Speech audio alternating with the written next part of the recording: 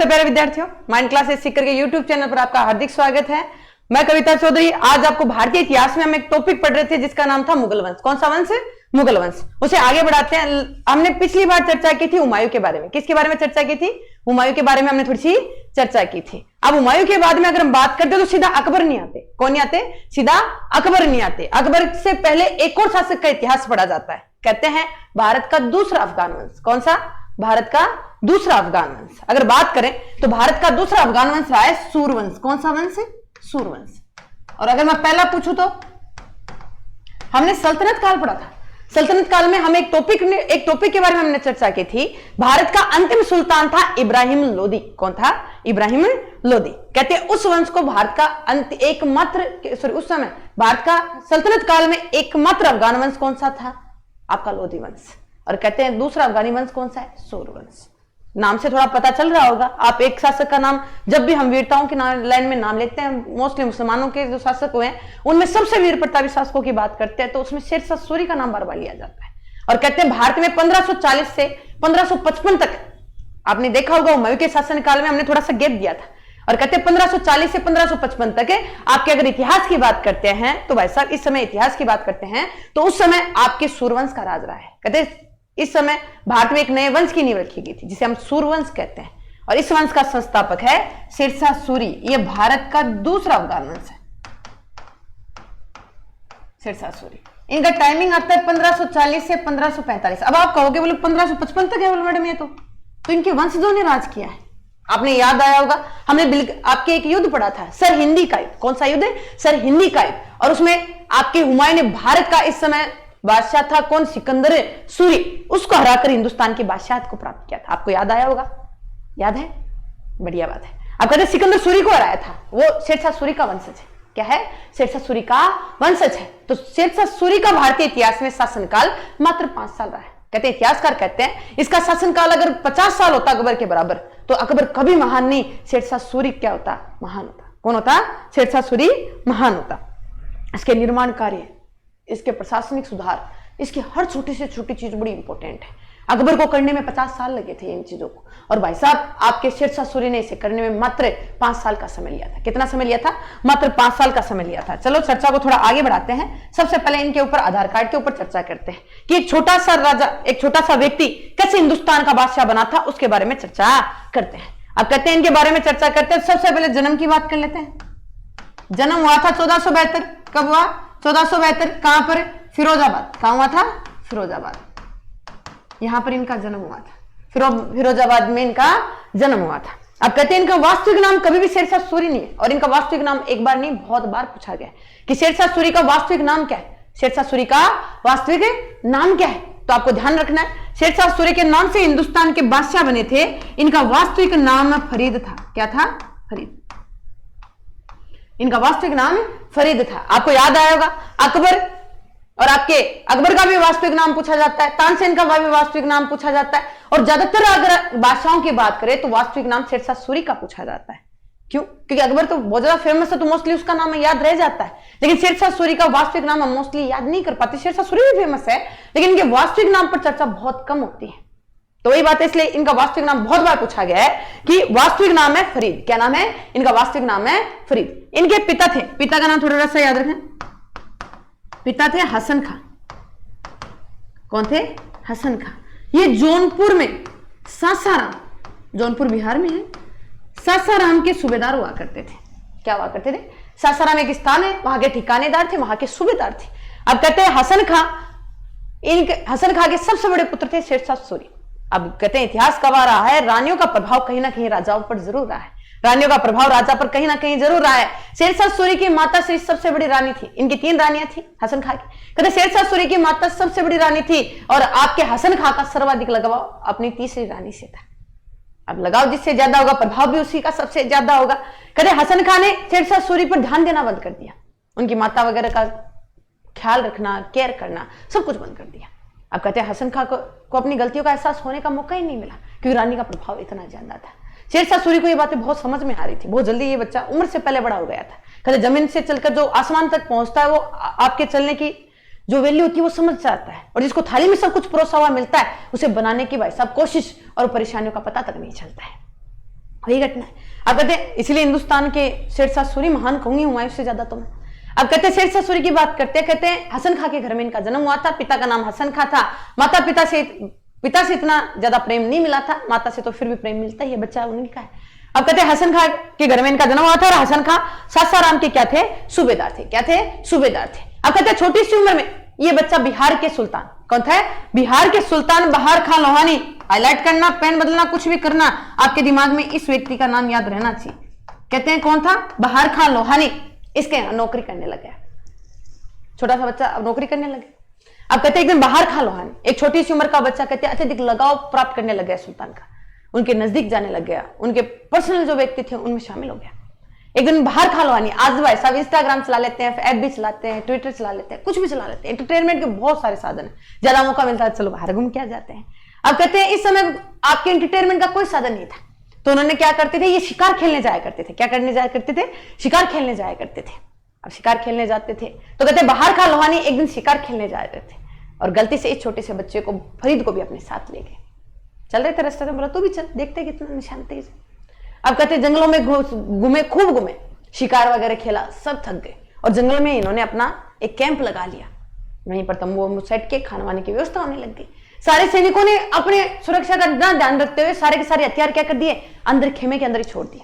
बाहर सब खाना बनाने में लगे। इतने में जंगल का राजा उठा था। कहते हैं इतने में जंगल का राजा उठा था, इतिहास गवा रहा है, कहते शेर 20 घंटे सोता है, 4 घंटे जागता है। शेर 20 घंटे सोता है, 4 घंटे जागता है, लेकिन 4 घंटे में जो दहशत फैलाता है वैसा वो 20 घंटे की नींद वैसा अपने आप कवर कर लेता है। अब दिक्कत कहां, कहते हैं आपके बहार खां लोहानी आराम से बैठे बाहर।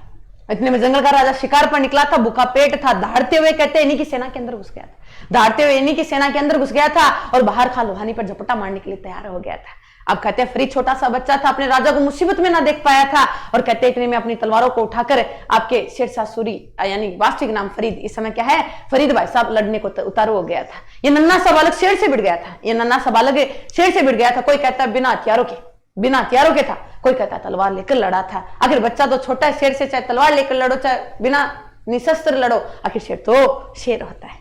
कहते हैं अब गड़बड़ कहां हुई, कहते शेर से जाकर भिड़ा था और शेर को कुछ मिनटों के अंतराल में ही ढेर कर डाला था, उसे जान से मार डाला था। और बहार खां लोहानी खड़ा खड़ा ये दृश्य देख रहा था कि एक छोटा सा बालक इतना कुछ कर सकता है, तो ये बड़ा होकर पता नहीं क्या करेगा। अपने एक मारवाड़ी में कहावत चलती है, पूत का पांव तो पालना में नजर आ जाए, पूत का पांव तो पालना में नजर आ जाए। और सच में वैसा इतिहास लिखा गया था। और बहार खां लोहानी ने शेर की हत्या करने के कारण इन्हें शेर खां की उपाधि से नवाजा था। किसकी उपाधि से नवाजा था, शेर खां की उपाधि से नवाजा गया था। अब क्वेश्चन आ जाता है कि शेरशाह सूरी को आपके शेर खां की उपाधि प्रदान करने वाला कौन था, तो आपको ध्यान रखना है बिहार के सुल्तान कौन थे, बहार खां लोहानी द्वारा आपके इसको फरीद को शेर खां की उपाधि से नवाजा गया था। यही शेर खां आगे चलकर हिंदुस्तान के बादशाह शेरशाह सूरी के रूप में क्या होगा, प्रसिद्ध होगा। क्या होगा, शेरशाह सूरी के रूप में प्रसिद्ध होगा। अब चलो इस पॉइंट को थोड़ा सा आगे बढ़ाते हैं, हिंदुस्तान की बादशाहत की तरफ अपने कदमों को आगे चलाने का प्रयास करते हैं। कदम कदम बड़े खूबसूरती से बढ़ाकर चलेंगे, 5 साल के शासनकाल को बड़े शानदार अंदाज में आपके सामने परोस कर चलेंगे। अब थोड़ा आगे बढ़ाने का काम करते हैं। अब आगे बढ़ाते हैं, कहते हैं अब बहार खां लोहानी की मृत्यु हो गई, ये उनके पुत्र के संरक्षक के रूप में राज करने लग गए। कहते हैं घाघरा के युद्ध में बाबर से पहले भी लड़ चुके। बाबर ने अपने बेटे हुमायूं को कहा था कुछ भी करना शेरशाह सूरी का ध्यान रखना, शेरशाह सूरी यानी फरीद का ध्यान रखना। लड़ने की कला जानता था बाबर कि कहीं ना कहीं मेरे बेटे पर क्या पड़ेगा, भारी पड़ेगा। अब कहते हैं इस समय इसने क्या किया, जितनी भी विधवा बेगमें थी सबसे विवाह करने लग गया, जितनी विधवा बेगमें थी सबसे विवाह करने लग गया। क्योंकि सेना के लिए खर्चा लगता है, सेना बनाने के लिए पैसा लगता है, पैसा साम दाम दंड भेद का ये ज्ञाता था। अब सेना को बस खड़ा करना था। हिंदुस्तान की बादशाह का ख्वाब इतना मजबूती से लेकर खड़ा था कि वैसा दिमाग घोड़े की स्पीड से क्या घोड़े की तेज गति से दौड़ रहा था। कहते हैं इन्होंने सबके साथ विवाह किया था, जितनी विधवा बेग में मिली, चुनार की, जूना आपके वैसा जितनी भी जौनपुर की जितनी विधवा बेग में थी सबसे विवाह कर लिया। दहेज के रूप में इन्हें बहुत कुछ मिला, वैसा क्षेत्र तक मिला था। और उन्हीं से कहते हैं इन्होंने लड़ने के लिए अपने पास सेना को इकट्ठा कर डाला था। अब कहते हैं हुमायूं से लड़ने के लिए तैयार था। अब कहते हैं हुमायूं से टकराना बाकी रह गया था। कहते मैदान तैयार था, सेना सज धज कर तैयार थी, बस शत्रु के आने की थोड़ी सी कमी बाकी थी। और इतिहास में शेरशाह सूरी के अब एक पॉइंट पर चर्चा करें। मैंने कहा था जीके को इतना तोड़ो कि उसे याद करने में कोई दिक्कत ना आए। हम थोड़ा सा प्रमुख युद्धों के बारे में बात करते हैं। किसके बारे में बात करेंगे, प्रमुख युद्धों के बारे में थोड़ी सी बात करेंगे कि शेरशाह सूरी के प्रमुख युद्ध कौन से थे। आपको याद आया होगा हुमायूं उसमें मैंने एक युद्ध पढ़ाया था, चौसा का युद्ध। कौन सा युद्ध? चौसा का युद्ध, याद है? 1539 में, 25 जून 1539 को। और कहते इस युद्ध में हुमायूं से टकराने का शेरशाह सूरी को पहला मौका मिला। इस समय शेरशाह सूरी नहीं, इस समय शेर खां था। कहते आमना सामना कुछ गजब का हुआ था, दिमाग की गति में इतना क्या तेजी लेकर आया था कि भाई साहब हुमायूं को बिना लड़े हराने की कोशिश करने का प्रयास कर रहा था। हुमायूं के पास तोपखाना सजा बैठा था। भाई साहब शेरशाह सूरी के बराबर धाक जमाने का मौका था। लेकिन भाई साहब इस समय कहते हैं शेर की धाड़ के सामने गिद्धड़ को पीछे हटना पड़ जाता है। भाई साहब चौसा के युद्ध में धाक शेरशाह सूरी की जमी थी और भाई साहब चारों दिशाओं में गूंज शेरशाह सूरी के नाम से गूंज उठी थी। अब दिक्कत कहां? कहते हुमायूं भाई साहब चप्पलें उठाकर भागने को मजबूर हुआ था, अपनी जान बचाने के लिए नदी के अंदर तक कूद गया था। अरे भाई साहब इतिहास किस्मत थोड़ी सी साथ रह गई थी, निजाम बिस्ती द्वारा इसे बचा लिया गया था। याद आया होगा वो पल जब हम हुमायूं पढ़ रहे थे। हुमायूं में हमने एक चर्चा बहुत बढ़ चढ़ कर की थी। एक दिन का बादशाह, चमड़े के सिक्के चलाने वाला एकमात्र बादशाह कौन था? कहते हैं हिंदुस्तान में एक दिन का बादशाह कहा जाता है। इतिहास में निजाम बिस्ती के नाम से जाना जाता है। किसके नाम से जाना जाता है? निजाम बिस्ती के नाम से जाना जाता है। इतिहास गवाह रहा है। एक दिन का बादशाह कई बार बार पूछ लिया जाता है। चमड़े अपने आप में अनोखे थे, कोई सोने का चलाता है, कोई चांदी का चलाता है। एकमात्र ऐसा बादशाह जिसने तांबे के सिक्के चलाए थे, याद रह जाएगा। अब उसके बाद में कहते हैं हिंदुस्तान के बादशाह का ख्वाब शेरशाह सूरी खुली आंखों से देखने लग गया था। भाई साहब इतिहास को अपनी तलवारों, अपनी शमशीरों की धार दिखाने के लिए तैयार हो गया था। और एक युद्ध लड़ गया था, कौन सा? बिलग्राम ओब्लिक कन्नौज का युद्ध। कौन सा? कन्नौज का युद्ध 1540। कब लड़ा गया था? 1540। कन्नौज का युद्ध 1540। कहते हैं अब टाइमिंग देखो, शेरशाह सूरी की 1540 में चालू हो रही। आपने टाइमिंग देखिए, शेरशाह सूरी की टाइमिंग 1540 से शुरू होती है और आपने हुमायूं को याद आया होगा, हुमायूं का शासनकाल 1540 में खत्म हो जाता है। क्या हो जाता है? 1540 में हुमायूं का शासनकाल खत्म हो जाता है। अब कहते हैं इतिहास गवाह रहा था, एक की किस्मत में पूर्णिमा की चांदनी, एक की किस्मत में सब अमावस्या की रात्रि का घनघोर अंधेरा छाने वाला था।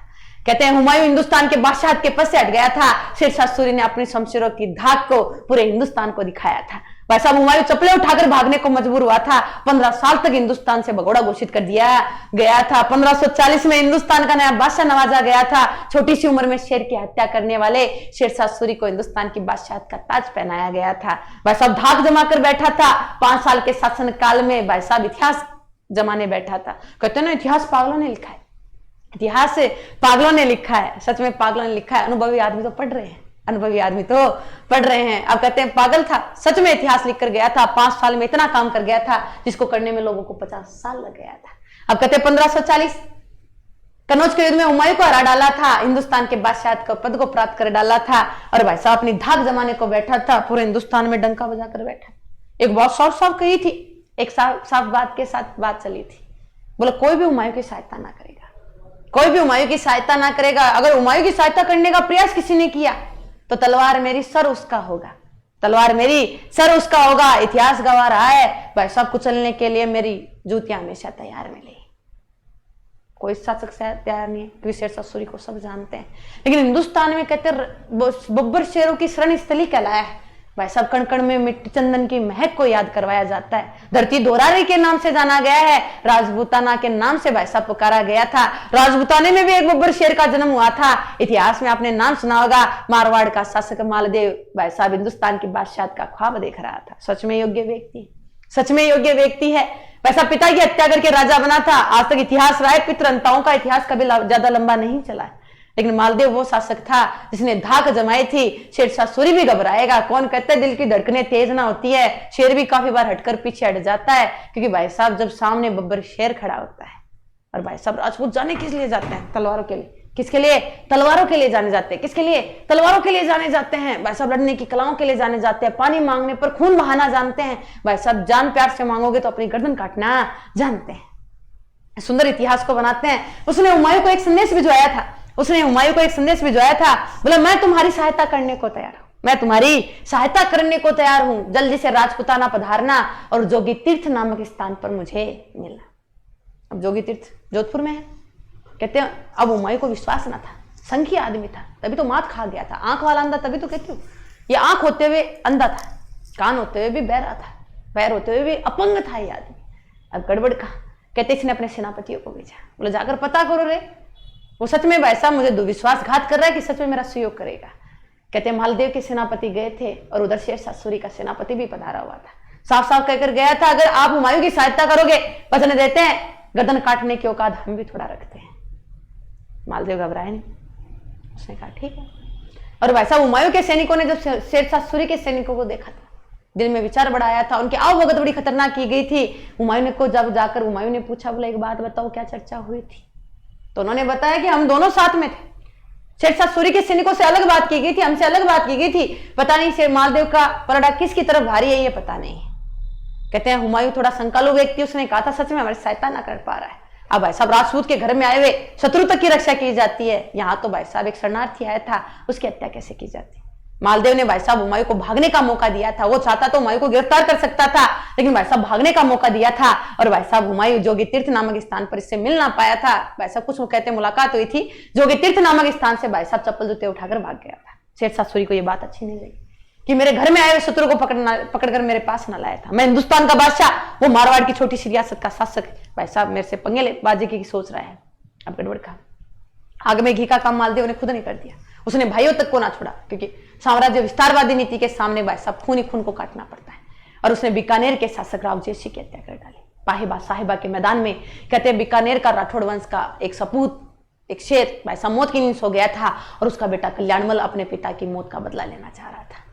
कहते हैं शेरशाह सूरी के दरबार में गया था, बोले मेरी मदद कीजिए, मालदेव को जान से मार डालिए, वचन देता है राजपूत गुलामों की जिंदगी जिएगा, आपके पास जिंदगी भर आपका दास बनकर रहेगा, आप जो कहोगे वो करूंगा, बस मेरे पिता की हत्या में बदला लेने का मौका दे दीजिए। शेरशाह सूरी उतावला बैठा था, मौका ढूंढ रहा था, और भाई साहब मौका देने का काम बीकानेर के शासक कल्याणमल ने कर दिया था। किसने कर दिया था? कल्याणमल ने कर दिया था। और इतिहास में कहते हैं एक और युद्ध लड़ा गया था। तीसरे युद्ध की जब बात करते हैं, तीसरा युद्ध है आपके गिरी सुमेल का युद्ध। कौन सा युद्ध है? गिरी सुमेल का युद्ध। आप इसे कह सकते हो जेतारण का युद्ध, क्योंकि जेतारण के मैदान में लड़ा गया है। और ये कहां लड़ा गया था? पाली। कब लड़ा गया था? पाली। अब अगर आपको 1544 याद है तो आजकल के एग्जामिनर थोड़े से ठीक बैठते हैं, वो 1544 चारों ऑप्शनों में डालते हैं। तो आपको ध्यान रखना है कि आपको डेट याद रखनी है। और ये युद्ध लड़ा गया था 5 जनवरी 1544। किस किस के मध्य? इधर से लड़ रहा है शेरशाह सूरी, उधर लड़ रहा है आपका कौन है? मालदेव। और मालदेव के दो सेनापति थे, नाम सुना होगा आपने, जेता व कुपा। कौन कहता भारतीय इतिहास में? सिर्फ भारतीय इतिहास है, अरे राजस्थान का इतिहास भरा पड़ा है, यहाँ राजस्थान का इतिहास यहाँ भरा पड़ा है। कहते जेता व कुपा। अब इनकी बात करते, थोड़ा सा आगे बढ़ाते हैं। कहते शेरशाह सूरी जेतारण के मैदान में जाकर बैठा था, मालदेव को संदेश पहुंचाया था, बोला आ गया हूं, स्वागत करने पधारते रहना। और मालदेव के शासक शेरशाह सूरी से टकराने के लिए तैयार है। अब राजपूतों को पुकारो वो ना आए, ऐसा कभी हो सकता है? राजपूतों को लड़ने के लिए पुकारो वो ना आए, ऐसा कभी नहीं हो सकता। कहते मालदेव के भाई साहब बड़ी सी सेना लेकर जेता व कुप्पा के नेतृत्व में भाई साहब पाली के मैदान में, जेतारण के मैदान में आमने सामने बैठ गए थे। कहते शेरशाह सूरी की हिम्मत ना हुई थी, राजपूतों के मूंछों का जब ताव देखा था, तलवारों का जब वजन सुना था, तलवारों की जब धाक सुनी थी, भाई साहब इनका इतिहास सुनकर ये 3 महीने तक भाई साहब इस सेना के सामने बैठा रहा। मालदेव कहते हैं बोला आजा लड़ ले। उसने कहा नहीं अभी मौका नहीं है, पंडित जी ने कोई समय बताया, उसी पर लड़ूंगा भाई साहब, मैं उससे पहले नहीं लड़ूंगा। मानता हूं थोड़ा बहुत, क्योंकि जानता है इनसे लड़ना आसान ना होगा। बाबर तक घबराया है, हुमायूं को भाई साहब सहायता के लिए बुलाया था, सहायता करने ना आए। इतिहास कहीं ना कहीं तो ये भी जानता है, इतिहास कहीं ना कहीं ये भी जानता है, राणा सांगा के इतिहास इसने पढ़ा है, तो भाई साहब जानता राजपूत क्या जाती है। अब गड़बड़ कहा, 3 महीने तक शेरशाह सूरी ने कुछ नहीं किया, चुपचाप खड़ा रहा। अब कहते हैं शेरशाह सूरी का काम जानता है, बोले साम दाम दंड भेद किसी भी चीज का उपयोग करो, साम दाम दंड भेद किसी भी चीज का उपयोग करो, बस जीत हासिल होनी चाहिए, जीत अपनी झोली में गिरनी चाहिए। लोमड़ी जैसा दिमाग था, दिमाग का भाई साहब इस्तेमाल बड़ी खतरनाक किया था।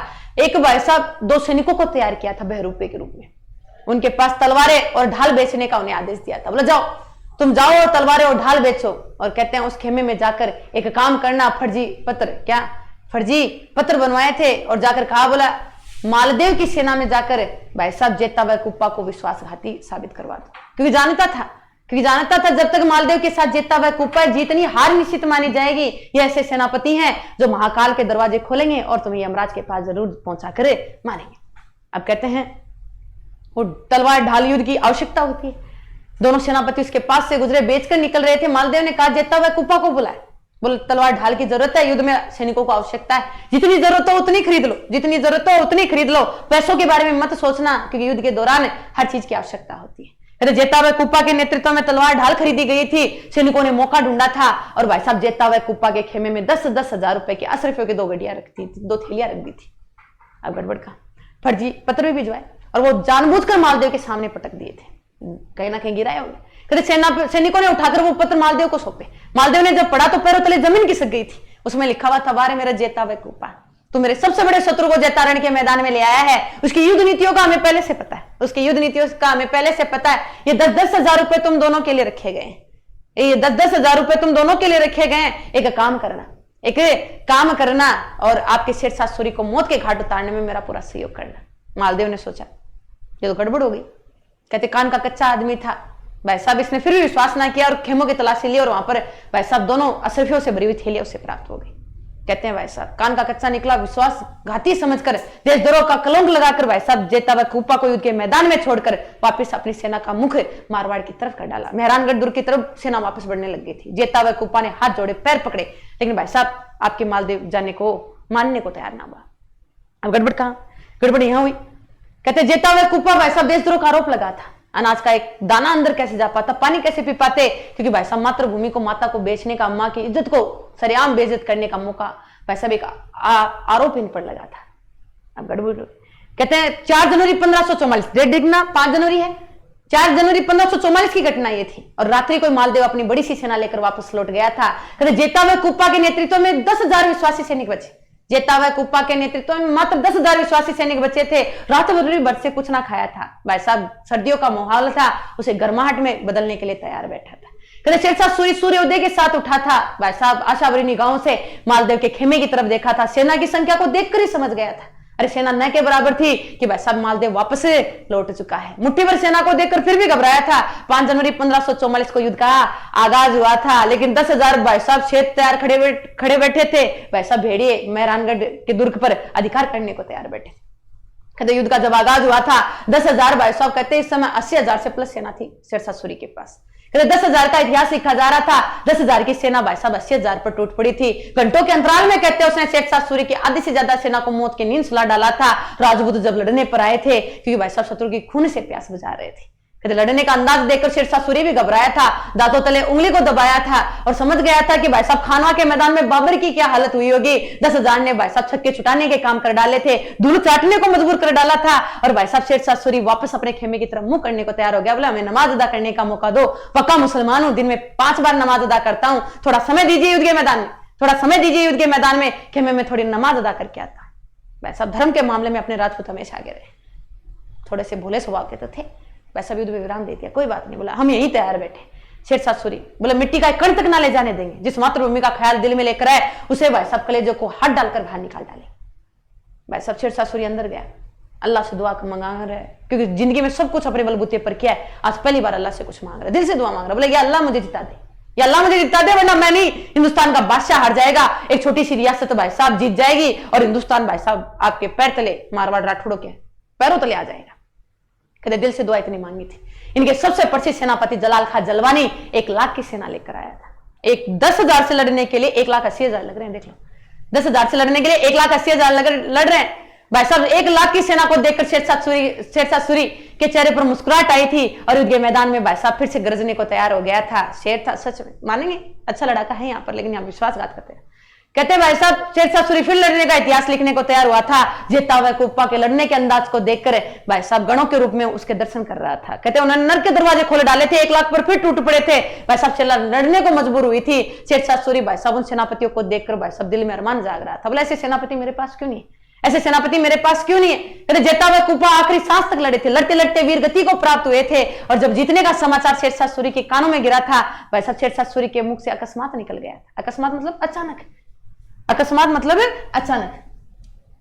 एक स्टेटमेंट आपको याद रखना है, इंपॉर्टेंट है और बहुत बार आपको पूछा जाता है। शेरशाह सूरी का यहां एक स्टेटमेंट आता है, शेरशाह सूरी का यहां एक स्टेटमेंट आता है कि मैं मुट्ठी भर बाजरे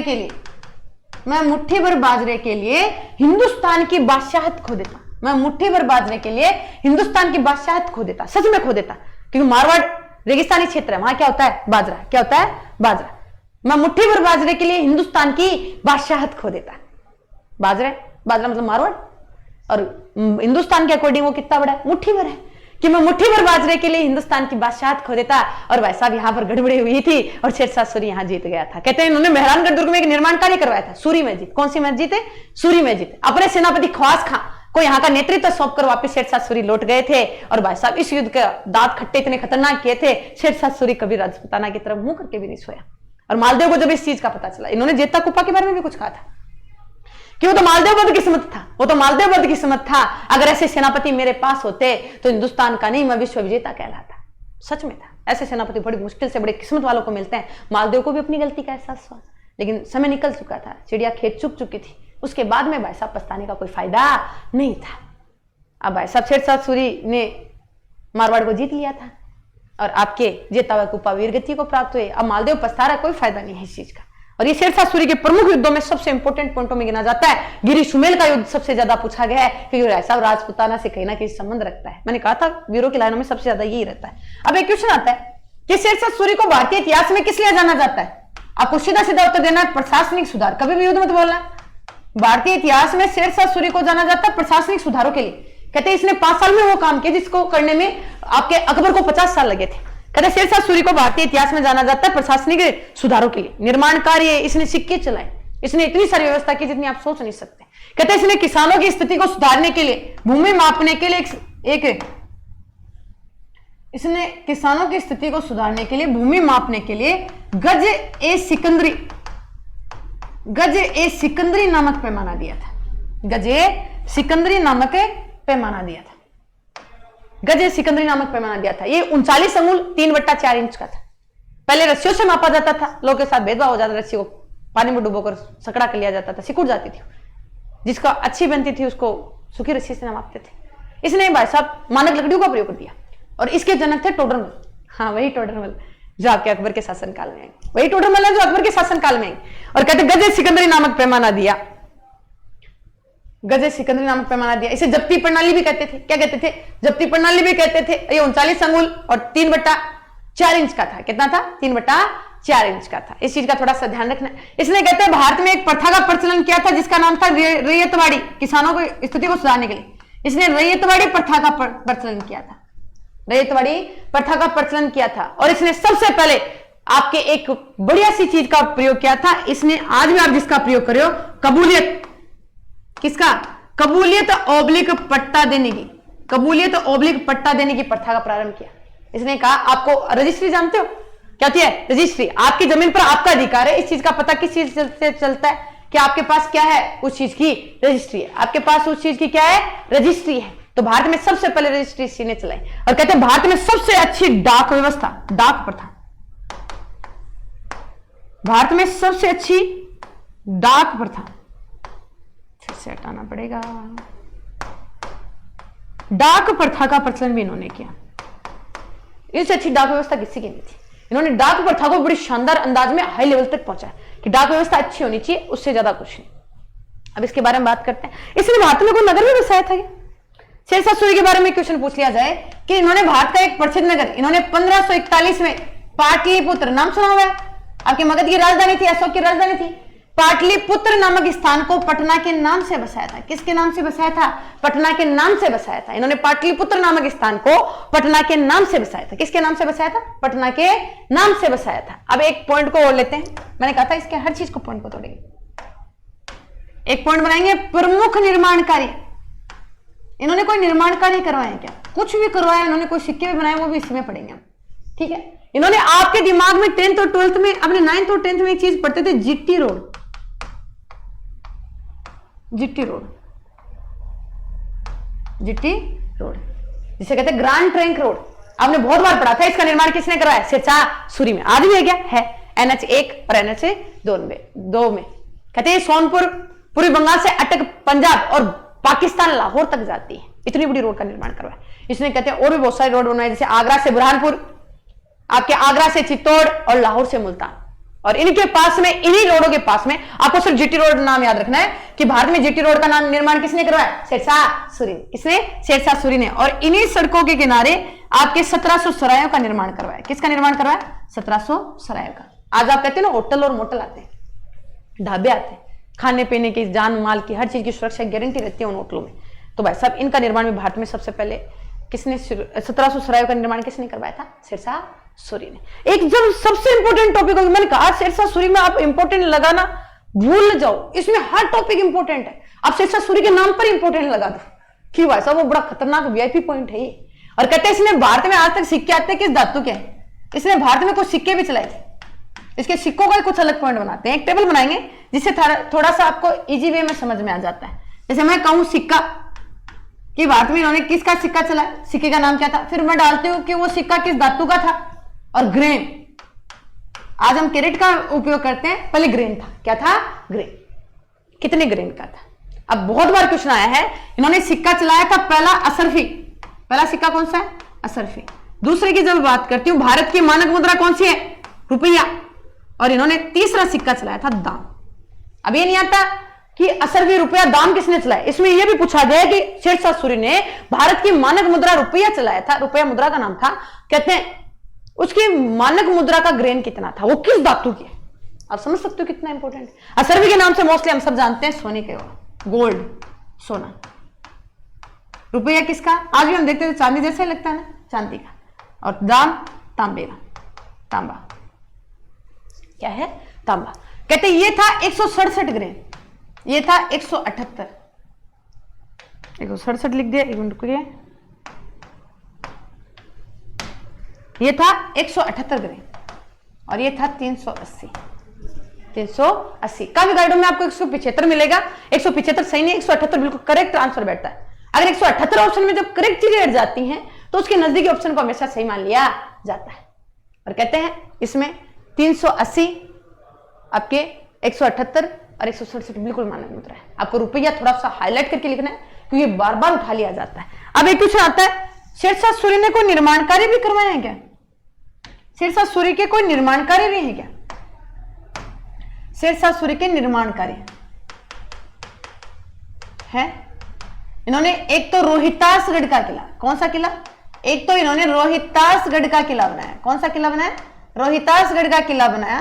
दूसरा इन्होंने किलाए कुहना मस्जिद, कौन सी मस्जिद है? किलाए कुहना मस्जिद का निर्माण करवाया।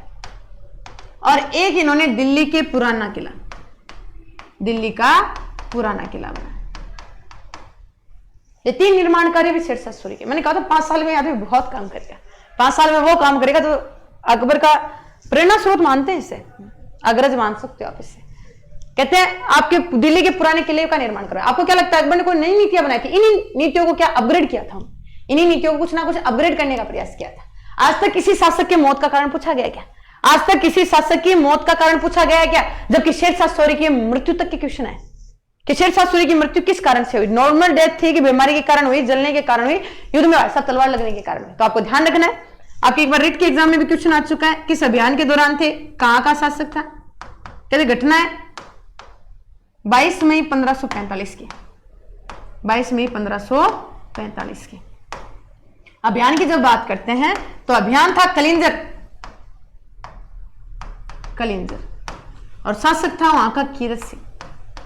यहां पर एक अग्नियंत्र था उक्का, कौन सा था? उक्का।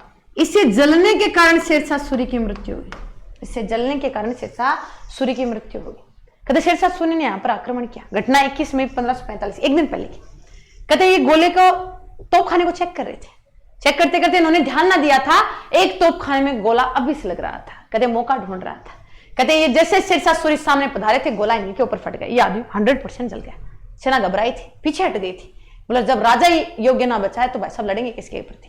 कहते ये आदमी पूरी रात भर से जला हुआ बैठा रहा, सुबह सुबह तैयार हो गया। बोला मैं लड़ूंगा भाई, मैं आज से किसी युद्ध में नहीं आया तो आज कैसे हारूंगा। कहते इनके सेनापति तैयार हो गए। बोला आप रेस्ट करो, हम युद्ध का समाचार लेकर आएंगे, जीत का समाचार लेकर आए। कहते दिन भर युद्ध चला। सूर्यास्त के समय भाई सब शेरशाह सूरी का झंडा कलिंजर के दुर्ग पर लहराने लग गया। कहते शेरशाह सूरी के कान में जाकर उड़े सेनापति ने बड़े प्यार से कहा, बोला बादशाह हमने कलिंजर पर फतेह हासिल कर डाली है। कहते शेरशाह सूरी मुस्कुराए थे और भाई साहब अल्लाह तक कोई नहीं ले जाने के लिए इंतजार करना पड़ा था। सांसों की डोर को तोड़ने की हिम्मत भाई साहब अल्लाह के पास भी नहीं थी। कहते मुस्कुराए थे और अपनी आखिरी सांस ले डाली थी, इसलिए तो महान कहलाए, इसीलिए तो महान कहलाए। पूरी रात्रि भर जल, भाई साहब ये मान लो 11 बजे जला होगा, 12 बजे जला होगा, लेकिन जलन बड़ी, एक अंगुली जल जाती कितना दर्द होता है। ये शासक भाई साहब पूरी रात्रि भर जलता रहता, जलन के कारण भाई साहब कितनी जलन होती है अंदर अंदर। और कहते हैं जब तक जीत का समाचार नहीं सुना इंतजार करता रहा, मौत को भी इंतजार करना पड़ा। और कहते 22 मई 1545 को हिंदुस्तान का एक महान बादशाह भाई साहब मौत की नींद सो गया। एक शेर था, वो जंगल पर राज करके भाई साहब विराम गति की तरफ लौट गया था और अपनी आखिरी सांसों में कहते इसने कलिंजर तक को जीता था, इसीलिए तो महान कहलाए। और उक्का नामक वाद्य, आपके उक्का नामक कहते हैं आपके अग्नि यंत्र से जलने के कारण इनकी मृत्यु हुई। अब एक क्वेश्चन आता है, इनका मकबरा कहाँ है? मकबरा, इनका मकबरा है सासाराम, जौनपुर बिहार में। सासाराम है जौनपुर बिहार में। कहते इन्होंने अपने मकबरे का निर्माण अपने जीवित रहते हुए, इन्होंने अपने मकबरे का निर्माण अपने जीवित रहते ही करवा दिया था, अपने जीवित रहते ही करवा दिया था। तो आपको ध्यान रखना है, इसीलिए शेरशाह सूरी हमेशा महान कहलाए हैं। आज भी इतिहास में इनको टक्कर देने वाला तो आपके अकबर महान भी नहीं थे। चलो एक बार रिपीट करते हैं छोटा सा। शेरशाह सूरी कहते सूर्यवंश की नींव रखी। किस वंश की नींव रखी? सूर्यवंश की नींव रखी इन्होंने, सूर्यवंश की नींव रखी। और अगर क्वेश्चन आ जाए शेरशाह सूरी का समय कब से कब तक है? 1540 से 1545। जन्म कब? जन्म है कब हुआ? 1472 फिरोजाबाद। वास्तविक नाम फरीद, पिता का नाम हसन खां। कहां के सूबेदार थे? सासाराम। आपने देखा होगा शेरशाह सूरी का मकबरा भी कहां है? सासाराम, क्योंकि जहां पर पूर्वज को दफनाया जाता है वहीं पर अग्रज को भी दफनाया जाता है।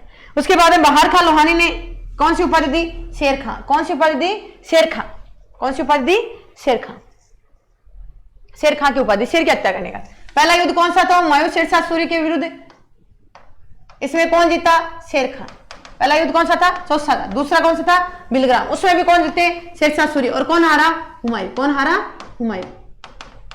अगर मैं शेरशाह सूरी की जिंदगी का सबसे महत्वपूर्ण अगर युद्ध मानो तो कौन सा आएगा? जेतारण का युद्ध। कौन सा युद्ध? जेतारण का। कब लड़ा गया? 5 जनवरी 1544। किस किस के मध्य? शेरशाह सूरी और मालदेव। शेरशाह सूरी के मालदेव के कौन से सेनापति मारे गए? जेता व कुप्पा। इस विजय के उपलक्ष्य में शेरशाह सूरी ने क्या कहा था? मैं मुट्ठी भर बाजरे के लिए हिंदुस्तान की बादशाहत खो देता। मैं मुट्ठी भर बाजरे के लिए हिंदुस्तान की बादशाहत खो देता। शेरशाह सूरी को भारतीय इतिहास में किस लिए जाना जाता है? प्रशासनिक सुधारों के लिए। किसके लिए? प्रशासनिक सुधारों के लिए जाना जाता है। अगले पॉइंट आता है, इसने भूमि मापने की इकाई गजे सिकंदरी, रैयतवाड़ी प्रथा, कबूलियत ओब्लिक पट्टा, डाक प्रथा का भारत में क्या अच्छी व्यवस्था, अच्छी प्रबंध चालू किया था। और इन्होंने 1541 में पाटलिपुत्र नामक स्थान को किस नाम से बसाया? पटना के नाम से। किस नाम से? पटना के नाम से। मैंने कहा प्रमुख निर्माण कार्यों में अगर बात करें तो आज तक हमने सबसे ज्यादा पढ़ा है जीटी रोड। कौन सा? GT road. इसके अलावा इन्होंने 3 सड़कें और बनाई। इसके अलावा इन्होंने 3 सड़कें और बनाई। आगरा से बुरहानपुर, आगरा से मेवाड़, मेवाड़ मतलब चित्तौड़ और जोधपुर, और आगरा से लाहौर से मुल्तान। और इन्होंने 1700 सरायों का निर्माण करवाया। उसके बाद में इन्होंने सिक्के चलाए। कौन कौन से? असरफी, रुपया, दाम। किस सिक्के? असरफी सोने का, रुपया चांदी का, और दाम तांबे का। सोने का असरफी कितने ग्रेन का था? 167। चांदी का रुपया 178 ग्रेन का। सबसे ज्यादा आज तक ये पूछा गया है। Very very very very most का ना सबसे ज्यादा आ चुका है आपके। उसके बाद में आता है तांबे का। इन्होंने दाम चलाया कितनी ग्रेन का था? 380 का। कितने का था? 380 का। अगले पॉइंट की बात करते हैं, शेरशाह सूरी की 3 निर्माण कार्य सबसे ज्यादा याद किए जाते हैं। निर्माण कार्य की बात करते हैं, पहला रोहतासगढ़ का किला, तीसरा किला कोहना मैजिद, और आपके दिल्ली का पुराना किला। इनकी मृत्यु कब हुई? 22 मई 1545। किस अभियान के दौरान? कलिंजर। शासक कौन था? महाराज। शासक का नाम पूछा गया था रिट के एग्जाम में। उसके बाद में कौन से अग्नि यंत्र से? उक्का नामक अग्नि यंत्र से जलने के कारण हुई थी। युद्ध के दौरान लड़ते लड़ते नहीं मरे थे। उसके बाद में अगला पॉइंट आता है, इनका मकबरा कहां है? इनका मकबरा सासाराम जौनपुर बिहार। कहां? सासाराम जौनपुर बिहार। और शेरशाह सूरी से आपके मोस्टली इतने क्वेश्चन आते हैं। हमने एक छोटा सा रिपीट बैक किया था। और आपको जब भी किसी टॉपिक में दिक्कत आती है तो एक रिपीट पॉइंट के साथ में एक गाइड तो आप रखते हो। ऑनलाइन वीडियोस का सबसे ज्यादा फायदा ये रहता है कि आपके जो भी डाउट होते हैं वो क्लियर हो जाते हैं। तो आप ऑनलाइन क्लासेस में जितना हो सके ज्यादा से ज्यादा भाग लीजिए। हम कंटिन्यू अपनी क्लासों को रखेंगे। ठीक है, धन्यवाद, नमस्कार जी।